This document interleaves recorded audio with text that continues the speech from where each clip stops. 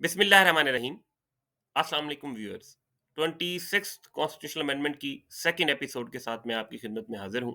इस एपिसोड को अपलोड करने में कुछ ऑफिशियल और डोमेस्टिक एंगेजमेंट्स की वजह से डिले हो गया, लेकिन अपने प्रॉमिस के मुताबिक मैं इसे एग्जाम स्टार्ट होने से पहले ही अपलोड कर रहा हूँ।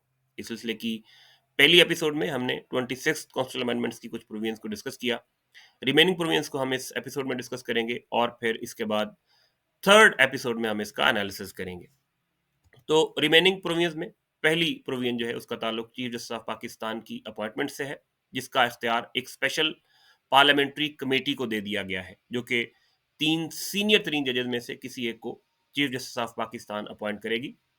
इस कमेटी के टोटल मेंबर जो हैं वो 12 हैं और दोनों हाउसेज की रिप्रेजेंटेशन है। 8 मेंबर्स का ताल्लुक नेशनल असेंबली से होगा, 4 का ताल्लुक जो है सेनेट से होगा, जिनको स्पीकर नेशनल असेंबली और चेयरमैन सेनेट रिस्पेक्टिवली नॉमिनेट करेंगे। और तमाम पॉलिटिकल पार्टीज जो दोनों हाउसेज में मौजूद हैं उनकी प्रोपोर्शनेट रिप्रेजेंटेशन होगी। ये कमेटी 2/3 मेजोरिटी से डिसीजन लेगी और incumbent chief justice of Pakistan की रिटायरमेंट से पहले नॉमिनेशन के प्रोसेस को कंप्लीट कर लिया जाएगा। Nomination prime minister of Pakistan को भेजी जाएगी, जो आगे प्रेसिडेंट ऑफ पाकिस्तान को फॉरवर्ड करेंगे। अगर कोई एक जज इसको नॉमिनेट किया जाता है चीफ जस्टिस ऑफ पाकिस्तान, वो डिक्लाइन कर दे, रिफ्यूज कर दे, तो फिर उसके बाद जो सेकंड सीनियर होगा या उससे जो मोस्ट जूनियर होगा उसको कंसिडर किया जाएगा। यहाँ ये भी बताता चलूँ कि 18th अमेंडमेंट जो कॉन्स्टिट्यूशन ऑफ पाकिस्तान में हुई 19th ऑफ अप्रैल 2010 को, उसमें ये डिसाइड हुआ था कि जो सीनियर तरीन जज होगा सुप्रीम कोर्ट ऑफ पाकिस्तान का, सीनियर प्यूनी जज होगा चीफ जस्टिस के बाद, वही chief justice of Pakistan appoint होगा। लेकिन इस अमेंडमेंट में इस प्रोसेस को जो है वो चेंज कर दिया गया, इस प्रिंसिपल को चेंज कर दिया गया है। उसके बाद पाकिस्तान की कॉन्स्टिट्यूशन के आर्टिकल नंबर 177 में सुप्रीम कोर्ट ऑफ पाकिस्तान के जजेस की अपॉइंटमेंट का क्राइटेरिया दिया गया है, जिसकी दो कंडीशंस है। या तो कोई हाई कोर्ट का जज जिसका 5 ईयर एक्सपीरियंस हो चुका हो, उसे सुप्रीम कोर्ट ऑफ पाकिस्तान में अपॉइंट किया जा सकता है एज जज ऑफ सुप्रीम कोर्ट। या कोई एडवोकेट जिसका बतौर advocate high high court 15 years का एक्सपीरियंस हो। ये था 26th कॉन्स्टिट्यूशनल अमेंडमेंट से पहले। तो जो लॉयर्स या एडवोकेट डायरेक्ट अपॉइंट होता है सुप्रीम कोर्ट ऑफ पाकिस्तान में, उसके लिए 15 ईयर्स हाई कोर्ट का एक्सपीरियंस तो रिक्वायर्ड था, लेकिन उसके लिए ज़रूरी नहीं था कि वो सुप्रीम कोर्ट का भी एडवोकेट हो।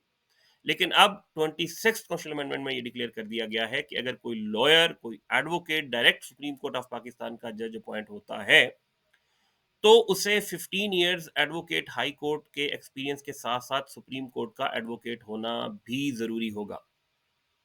यहाँ मैं ये भी क्लैरिफाई करता चलूँ कि जैसे मैंने बताया कि सुप्रीम कोर्ट में जज अपॉइंट होने के लिए दो एलिजिबिलिटी कंडीशंस हैं, या हाई कोर्ट का जज हो या लॉयर हो। तो ट्रेडिशनली जो है हिस्टोरिकली सिर्फ हाई कोर्ट के जजेस ही सुप्रीम कोर्ट में एलिवेट होते हैं। डायरेक्ट लॉयर्स को जो है वो सुप्रीम कोर्ट का जज नहीं बनाया जाता, आल्दो ये कंडीशन कॉन्स्टिट्यूशन में मौजूद है।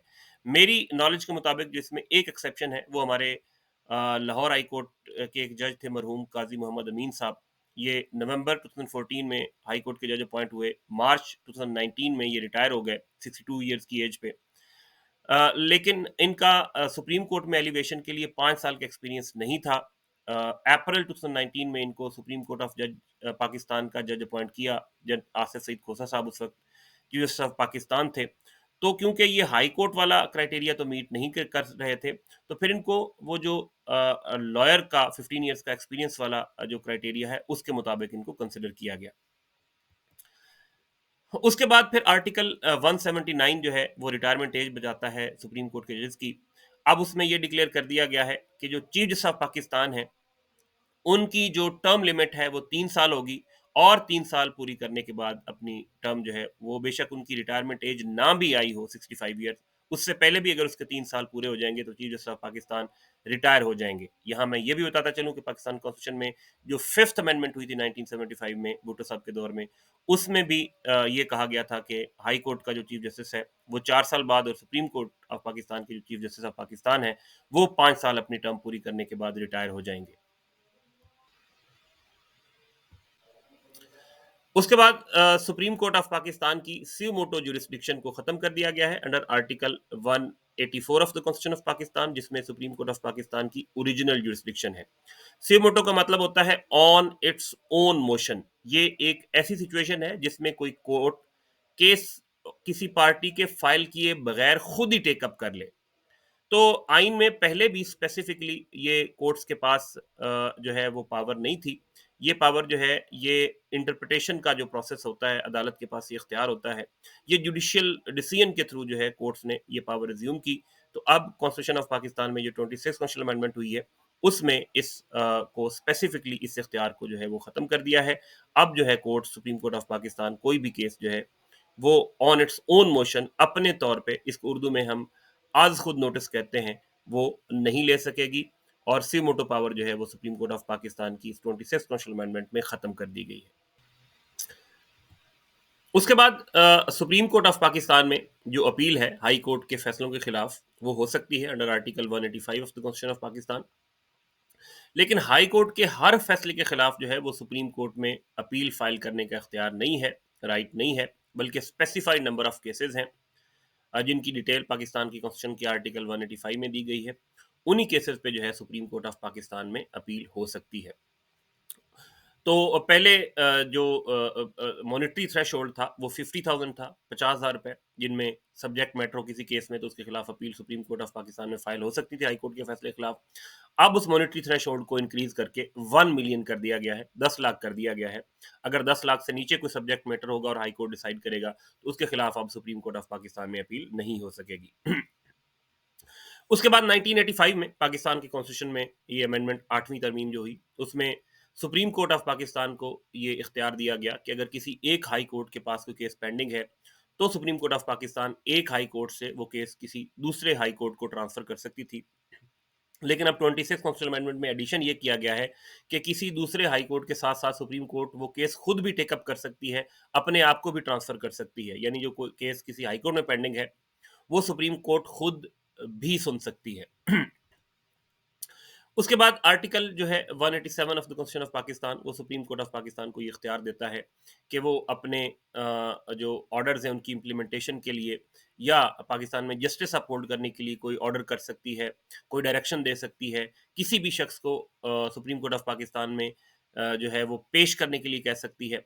अब उसमें एक्सप्लेन एक प्रोवाइजो ऐड कर दिया गया आर्टिकल 187 में, जिसमें ये कहा गया है कि सुप्रीम कोर्ट ये जो कोई ऑर्डर इशू करेगी, वो उन्हीं इख्तियारात के तहत करेगी, उसी ज्यूरिस्डिक्शन के तहत करेगी, उसी दायरा इख्तियार के तहत करेगी जो कि आइन ने सुप्रीम कोर्ट ऑफ पाकिस्तान को दिया है, वेस्ट किया है।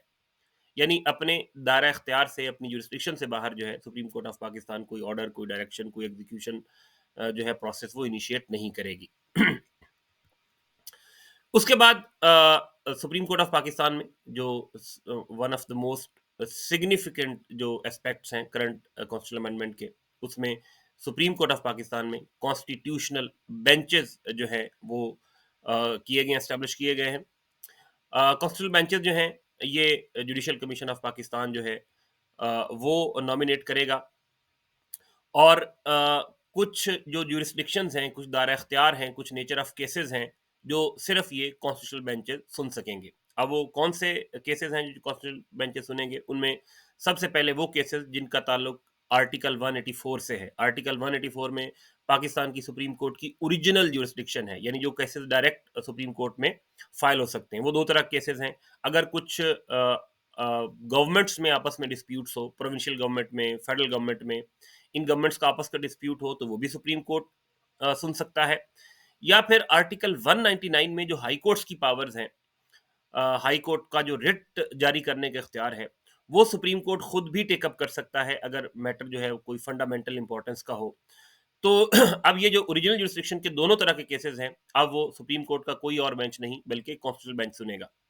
इसी तरह आर्टिकल 186 में जो गवर्नमेंट है वो एडवाइस ले सकती है सुप्रीम कोर्ट ऑफ पाकिस्तान से। एडवाइजरी जुरिस्डिक्शन है सुप्रीम कोर्ट ऑफ पाकिस्तान की। अब वो एडवाइस भी जो है वो कॉन्स्टिट्यूशनल बेंच देगा, कोई नॉर्मल बेंच नहीं दे सकेगा। इसी तरह जो सुप्रीम कोर्ट के खिलाफ अपीलें हैं, उनमें कोई कॉन्स्टिट्यूशनल क्वेश्चन हो, कोई मैटर ऑफ लॉ हो, तो वो भी जो अपील है, अपील भी कॉन्स्टिट्यूशनल बेंच सुनेगा, आम बेंच जो है वो नहीं सुनेगा।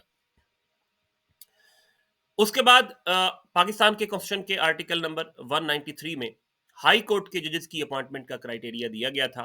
26 कॉन्स्टिट्यूशन अमेंडमेंट से पहले कोई शख्स हाई कोर्ट का जज अपॉइंट हो सकता था अगर उसकी एज 45 ईयर हो, उसने 10 साल बतौर लोअर जुडिशरी के जज के तौर पे सर्व किया हो, या उसने 10 साल बतौर लॉयर हाई कोर्ट प्रैक्टिस की हो, या 10 साल बतौर उसने सर्विस ऑफ पाकिस्तान में, जिसको हम सिविल सर्विस कहते हैं आर्टिकल 240 के तहत, उसमें सर्विस ऑफ पाकिस्तान में सर्व किया हो, यानी सिविल सर्वेंट हो। अब 26 कॉन्स्टिट्यूशनल अमेंडमेंट में उसमें 2 तब्दीलियाँ की गई हैं हाई कोर्ट के जजेस की अपॉइंटमेंट के क्राइटेरिया में। जो एज लिमिट है वो पहले 45 थी, उसको कम करके 40 इयर्स कर दी गई। यानी अब कोई 40 इयर्स का पाकिस्तानी जो है वो हाई कोर्ट का जज अपॉइंट हो सकता है, और सर्विस ऑफ पाकिस्तान को उससे एक्सक्लूड कर दिया गया है। अब जो सिविल सर्वेंट्स हैं, they are no more eligible to be appointed as जज ऑफ हाई कोर्ट। और अब उसमें सिर्फ 2 जो है वो कैटेगरीज़ बाकी रह गई हैं, एक लॉयर्स और दूसरा लोअर जुडिशरी के जजेस। उसके बाद जो हाई कोर्ट है उसकी सीमोटो ज्यूरिसडिक्शन को खत्म कर दिया गया आर्टिकल 199 में, जैसे सुप्रीम कोर्ट की सीमोटो ज्यूरिसडिक्शन को खत्म कर दिया गया है। यहाँ मैं ये भी बताता चलूँ कि सुप्रीम कोर्ट के अपने फैसले हैं, जिसमें ये करार दिया गया था कि हाई कोर्ट के पास बेसिकली जो है वो सीमोटो पावर्स हैं ही नहीं। इसमें एक जो अर्लियर केस है सुप्रीम कोर्ट ऑफ पाकिस्तान का, Ali Mohammad versus settlement commissioner 2001 SCMR 1822, इसमें सुप्रीम कोर्ट ऑफ पाकिस्तान ने ये डिक्लेयर किया था कि हाई कोर्ट जो है वो सी मोटो जुरिस्डिक्शन एक्सरसाइज नहीं कर सकते, अपने तौर पे केस टेकअप नहीं कर सकते। अगर कोई पार्टी उनके पास केस फाइल करेगी तो वही केस सुन सकते हैं, अपने तौर पे केस टेकअप नहीं कर सकते। तो ये जो अमेंडमेंट हुई है, इसने एक्चुअली एक एग्जिस्टिंग कॉन्स्टिट्यूशनल पोजीशन को रीअफर्म किया है, ये कोई नई चीज नहीं है। उसके बाद 26 कॉन्स्टिट्यूशनल अमेंडमेंट से पहले जो फेडरल शरीयत कोर्ट के चीफ जस्टिस की अपॉइंटमेंट का क्राइटेरिया था कि जो चीफ जस्टिस ऑफ फेडरल शरीयत कोर्ट होगा, या तो वो हाई कोर्ट का जज होगा, या वो सुप्रीम कोर्ट का जज होगा, या सुप्रीम कोर्ट का जज बनने के लिए एलिजिबल होगा। अब 26 कॉन्स्टिट्यूशनल अमेंडमेंट में ये भी डिक्लेयर कर दिया गया है कि फेडरल शरीयत का अपना जज भी जो है कोर्ट का, वो भी चीफ जस्टिस ऑफ फेडरल शरीयत कोर्ट बन सकता है। 26 कॉन्स्टिट्यूशनल अमेंडमेंट से पहले फेडरल शरीयत कोर्ट के अपने जजेस जो हैं वो एलिजिबल नहीं थे कि वो फेडरल शरीयत कोर्ट के चीफ जस्टिस बन सकें। तो अब 26 कॉन्स्टिट्यूशनल अमेंडमेंट में फेडरल शरीयत कोर्ट के जजेस को भी चीफ जस्टिस ऑफ फेडरल शरीयत कोर्ट बनने के लिए, अपॉइंट होने के लिए एलिजिबल डिक्लेयर कर दिया गया है। हाँ, उसके बाद फेडरल शरीयत कोर्ट का जो फैसला है वफाकी शरई अदालत, पहले 26 कॉन्स्टिट्यूशनल अमेंडमेंट से पहले ये लिखा गया था कि उसके खिलाफ जो अपील होती है वो सुप्रीम कोर्ट में एक शरीयत बेंच है जिसके खिलाफ फेडरल शरीयत कोर्ट के फैसले की अपील होती है। तो 26 कॉन्स्टिट्यूशनल अमेंडमेंट से पहले ये था कि जब तक वो फेडरल शरीयत कोर्ट उस फैसले को डिसाइड, अपील को डिसाइड नहीं करती, यानी फेडरल शरीयत कोर्ट के फैसले को जब तक शरीयत बेंच सुप्रीम कोर्ट का डिसाइड नहीं करता, तब तक उस फैसले पे अमल दरामद इम्प्लीमेंटेशन नहीं होगी। लेकिन अब उसमें लिख दिया गया है कि अगर 12 महीने में, 12th मंथ के पीरियड में वो अपील डिसाइड नहीं होती और सुप्रीम कोर्ट का शरीयत बेंच फेडरल शरीयत कोर्ट के फैसले को सस्पेंड भी नहीं करता, तो फिर उस फैसले पे ऑटोमेटिकली इम्प्लीमेंटेशन हो जाएगी। यही वजह थी, अगर हम पास में देखें, कि फेडरल शरीयत कोर्ट के फैसले जो है वो लटके रहते थे, उस पे एक बड़े लंबे पीरियड के लिए इम्प्लीमेंटेशन नहीं होती थी। ये जो रिबा वाली, सूद वाली जजमेंट है, इसका फैसला 1991 में आया। फिर 2001 या 2 में सुप्रीम कोर्ट ऑफ पाकिस्तान ने उसको जो शरीयत बेंच उसने अपील डिसाइड की, फिर उसके खिलाफ रिव्यू पिटिशन फाइल हुई। तो रिव्यू पिटिशन फाइल में, रिव्यू पिटिशन में 2002 में शरीयत कोर्ट के जो सुप्रीम कोर्ट का शरीयत बेंच है, उसने ये फैसला वापस रिमांड कर दिया फेडरल शरीयत कोर्ट को। और फिर जो है वो कोई 2022 में गालबन फेडरल शरीयत कोर्ट ने इसको दोबारा डिसाइड किया। तो आप देखेंगे कि लिटिगेशन जो है वो ऑलमोस्ट 30 ईयर्स तक चलती रही। तो अब ये 26 कॉन्स्टिट्यूशनल अमेंडमेंट में लिख दिया गया है कि फेडरल शरीयत कोर्ट का फैसला अगर सुप्रीम कोर्ट का जो शरीयत बेंच है वो नहीं करता, सस्पेंड नहीं करता, तो 12 मंथ्स के बाद उस पे जो है वो इम्प्लीमेंटेशन हो जाएगी। हाँ, उसके बाद आर्टिकल 208 जो है वो सुप्रीम कोर्ट ऑफ पाकिस्तान और फेडरल शरीयत कोर्ट को अपने जो उसके सर्वेंट्स होते हैं, जो एम्प्लॉइज़ होते हैं, उसकी टर्म्स एंड कंडीशंस रेगुलेट करने का इख्तियार देता है। उसमें क्योंकि इस्लामाबाद हाई कोर्ट पहले पाकिस्तान के कॉन्स्टिट्यूशन का हिस्सा नहीं थी, Islamabad high court 18th amendment जो 2010 में पास हुई, उसके तहत एस्टेब्लिश हुई। तो अब आर्टिकल 208 में इस्लामाबाद हाई कोर्ट को भी ऐड कर दिया गया है। पहले इसलिए ऐड नहीं था कि इस्लामाबाद हाई कोर्ट एग्जिस्ट ही नहीं करती थी। तो ये एक अनोमली थी जिसको इस 26th कॉन्स्टिट्यूशनल अमेंडमेंट में रेक्टिफाई कर दिया गया है। हाँ, उसके बाद 26 कॉन्स्टिट्यूशनल अमेंडमेंट से पहले जो सुप्रीम जुडिशियल काउंसिल है पाकिस्तान की, जिसके पास जजेस की अकाउंटेबिलिटी का इख्तियार है, वो अपने उन पे या प्रेसिडेंट के रेफरेंस पे किसी भी जज के खिलाफ प्रोसीडिंग्स इनिशिएट कर सकती थी। अब 26 कॉन्स्टिट्यूशनल अमेंडमेंट में, क्योंकि जुडिशियल कमीशन ऑफ पाकिस्तान हमने लास्ट एपिसोड में पढ़ा कि उसको ये इख्तियार दिया गया है कि वो हाई कोर्ट के जजेस की परफॉर्मेंस को इवेल्युएट कर सकता है, मॉनिटर कर सकता है। तो अब supreme judicial council president of Pakistan अपने तौर पे या जुडिशियल कमीशन ऑफ पाकिस्तान पे से अगर उसे कोई रेफरेंस आएगा तो उस पे भी वो हाई कोर्ट के जजेस के खिलाफ जो है वो प्रोसीडिंग्स इनिशिएट कर सकती है, इंक्वायरी इनिशिएट कर सकती है। मैं ये रिपीट करता चलूं कि सुप्रीम जुडिशियल काउंसिल एक आर्टिकल 209 के तहत एक इदारा है, एक इंस्टीट्यूशन है, जिसका सरबराह चीफ जस्टिस ऑफ पाकिस्तान होता है। जो सुप्रीम कोर्ट के जो 2 सीनियर तरीन जजेस हैं वो इसके मेंबर होते हैं, और पाकिस्तान के जो 5 हाई कोर्ट्स हैं उनके 2 सीनियर तरीन जो चीफ जस्टिस होंगे वो इसके मेंबर होंगे। तो टोटल मेंबर जो हैं वो इसमें 5 हैं, और इसके पास ये इख्तियार है कि जजेस की जो कॉन्स्टिट्यूशनल कोर्ट, सुपीरियर कोर्ट्स के जजेस हैं, हाई कोर्ट, सुप्रीम कोर्ट के, उनकी अकाउंटेबिलिटी कर सकती है। तो पहले ये इंक्वायरी जो है सुप्रीम जुडिशियल काउंसिल वो सिर्फ प्रेसिडेंट ऑफ पाकिस्तान के रेफरेंस पे या अपने ओन पे कर सकती थी। अब उसके साथ तीसरा जो है वो जुडिशियल कमीशन ऑफ पाकिस्तान का रेफरेंस भी ऐड कर दिया गया है। उसके बाद पाकिस्तान कॉन्स्टिट्यूशन के आर्टिकल 215 के तहत चीफ इलेक्शन कमिश्नर और जो चारों मेंबर्स हैं इलेक्शन कमीशन ऑफ पाकिस्तान के, वो 5 साल की टर्म के बाद रिटायर हो जाते थे। अब ये लिख दिया गया है कि जब तक उनका सक्सेसर अपॉइंट नहीं होगा, यानी जैसे अभी chief election commission of Pakistan जो है, उनका 5 ईयर्स का टर्म पूरा हो गया है, लेकिन जब तक उनका सक्सेसर नहीं आएगा तब तक जो है वो अपने ऑफिस में कंटिन्यू करेंगे, क्योंकि अपॉइंटमेंट का प्रोसेस इस तरह का है आर्टिकल 213 के तहत कि उसमें 12 मेंबर्स की पार्लियामेंट्री कमेटी है जो इलेक्शन कमीशन को अपॉइंट करती है। तो बाद औक़ात अपॉइंटमेंट में काफ़ी डिले हो जाता है, जिसकी वजह से किसी मेंबर या चीफ इलेक्शन कमिश्नर के रिटायर होने के बाद काफ़ी अरसा जो है वो सीट वेकेंट रहती थी। तो अब उस चीज़ को भी जो है वो काउंटर कर दिया गया है, और जब तक सक्सेसर अपॉइंट नहीं होगा तब तक जो है वो एग्जिस्टिंग इनकम्बेंट अपनी रिटायरमेंट के बाद भी कंटिन्यू करेगा। हाँ, उसके बाद पाकिस्तान के कॉन्स्टिट्यूशन के आर्टिकल 229 में लिखा हुआ है कि जब कोई बिल, कोई प्रपोज लॉ किसी हाउस में पेश होता है, प्रोविंशियल असेंबली में, सेनेट में, नेशनल असेंबली में, और हाउस के जो 2/5 मेंबर हैं, 2/5, ये 26 कॉन्स्टिट्यूशन अमेंडमेंट से पहले लिखा था कि 2/5 मेंबर्स अगर एक रेजोल्यूशन पास करें कि ये जो बिल है ये इस्लाम से मुतसादिम लगता है, इस्लाम के अगेंस्ट लगता है, क्योंकि पाकिस्तान कॉन्स्टिट्यूशन के आर्टिकल 227 में लिखा हुआ है कि पाकिस्तान में कोई ऐसा लॉ नहीं होगा जो इस्लाम के अगेंस्ट होगा। तो वो एक रेजोल्यूशन पास कर सकते हैं कि इस बिल पे काउंसिल ऑफ इस्लामिक आइडियोलॉजी, इस्लामी नजरियाती काउंसिल की भी ओपिनियन ले ली जाए। तो 26 कॉन्स्टिट्यूशन अमेंडमेंट से पहले 2/5 मेंबर्स रिक्वायर्ड थे, जिसको अब रिड्यूस करके 1/4 कर दिया गया है। यानी पहले 100 में से अगर 40 मेंबर्स रेजोल्यूशन पास करते हैं कि इस बिल को काउंसिल ऑफ इस्लामिक आइडियोलॉजी को रेफर किया जाए और उसकी ओपिनियन ले ली जाए, तो अब 26 कॉन्स्टिट्यूशन अमेंडमेंट के बाद अब 40 की बजाय 25 मेंबर्स भी अगर एक रेजोल्यूशन पास कर दे तो वो बिल जो है वो उसको काउंसिल ऑफ इस्लामिक आइडियोलॉजी को भेजना जरूरी होगा। उसके बाद आर्टिकल 230 में काउंसिल ऑफ इस्लामिक आइडियोलॉजी के फंक्शन दिए हुए हैं, जिसमें एक फंक्शन ये भी है कि वो इंटरम और फाइनल रिपोर्ट जो है, रिपोर्ट्स पब्लिश करेगी। अब 26 कॉन्स्टिट्यूशन अमेंडमेंट में ये लिख दिया गया है कि जो report council of Islamic ideology जो पब्लिश करेगी, जो प्रेजेंट करेगी, उसको 12 मंथ्स के अंदर अंदर जो है वो कंसिडर किया जाएगा।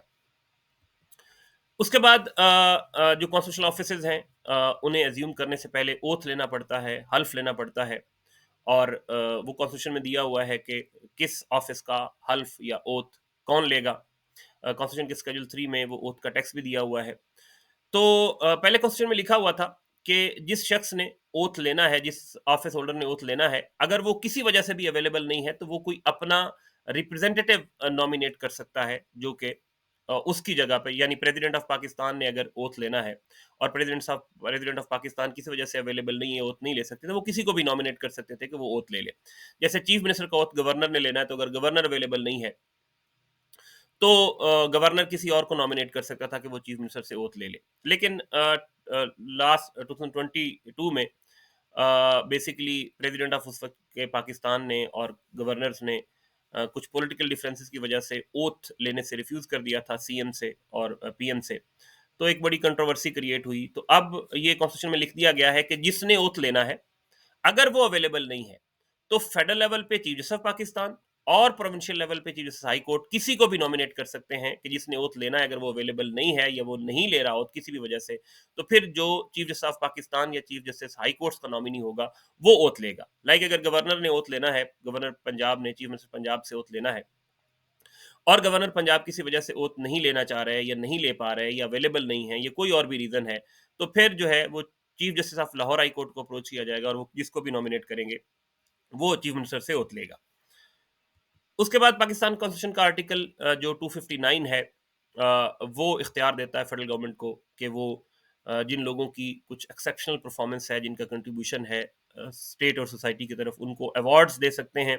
पाकिस्तान में एक लॉ है डेकोरेशन एक्ट 1975 जिसमें डिटेल्स है अवार्ड्स की और उसका प्रोसेस और बाकी चीज़ें हैं। तो पहले जो है वो award gallantry, meritorious service, armed forces में सर्विसेज, एकेडमिक डिस्टिंक्शन और नर्सिंग या फील्ड ऑफ स्पोर्ट में दिया जा सकता था। अब उसको एक्सपेंड कर दिया गया और उसमें science and technology, medicine, arts और पब्लिक सर्विस भी शामिल कर दिए गए हैं। नर्सिंग को ख़त्म कर दिया गया है। तो अब जो डिसिप्लिन है जिनमें प्रेसिडेंट का अवार्ड मिल सकता है, ऑनर मिल सकती है, उनमें शामिल है gallantry, meritorious service in armed forces, academic distinction, distinction in the field of science, technology, medicine, arts and public service. तो अवार्ड्स जो होते हैं प्रेसिडेंशियल अवार्ड्स, मैं फिर रिपीट कर देता हूँ कि आर्टिकल सॉरी लॉ है डेकोरेशन एक्ट 1975 जिसमें इसकी डिटेल्स हैं, डेकोरेशन एक्ट 1975। तो अब उसका जो स्कोप है वो बढ़ा दिया गया है, उसमें फील्ड्स बढ़ा दिए गए हैं, डिसिप्लिन्स बढ़ा दिए गए हैं। उसके बाद जो लास्ट प्रोविजन है वो है कंटोनमेंट एरिया से मुतालिक पाकिस्तान के कॉन्स्टिट्यूशन के स्केड्यूल 4 में एक फेडरल लेजिस्लेटिव लिस्ट दी गई है। कॉन्स्टिट्यूशन में जो, क्योंकि फेडरल स्कीम ऑफ थिंग्स है पाकिस्तान में, फेडरल सिस्टम है, उसमें डिस्टिंक्शन इस तरह से है कि जो subject federal federal legislative list में मौजूद हैं वो सेंटर के पास हैं, वफाक के पास हैं, जो रिमेनिंग या रेजिडुअरी सब्जेक्ट्स हैं वो प्रोविंसेस के पास हैं। तो फेडरल लेजिस्लेटिव लिस्ट की पहले जो 26 कॉन्स्टिट्यूशन अमेंडमेंट से पहले सेकंड जो एंट्री थी पार्ट 1 की, उसमें ये लिखा हुआ था कि कंटोनमेंट जो एरियाज़ हैं, उनमें जो लोकल गवर्नमेंट्स हैं, वो फेडरेशन की डोमेन में आएँगी। वो वफाक का दायरा इख्तियार होगा, ऑल्दो कंटोनमेंट जो हैं, वो प्रोविंसेस में मौजूद हैं, वहाँ लेकिन वहाँ की लोकल गवर्नमेंट और एडमिनिस्ट्रेशन जो है वो फेडरेशन के पास होगी। अब उसमें ये भी लिख दिया गया है कि local taxes, fees, cess, charges, tolls in cantonment areas जो होंगे, वो भी प्रोविंस का दायरा इख्तियार नहीं होगा, बल्कि वो फेडरेशन की डोमेन होगी, वफाक का इख्तियार होगा। तो ये थी रिमेनिंग प्रोविजंस 26 कॉन्स्टिट्यूशन अमेंडमेंट की। अ, इस एपिसोड के लिए इतना ही। इसका जो एनालिसिस है वो हम थर्ड एपिसोड में अपलोड करेंगे। अभी तक के लिए इतना ही। इजाज़त दीजिए। अल्लाह हाफ़िज़।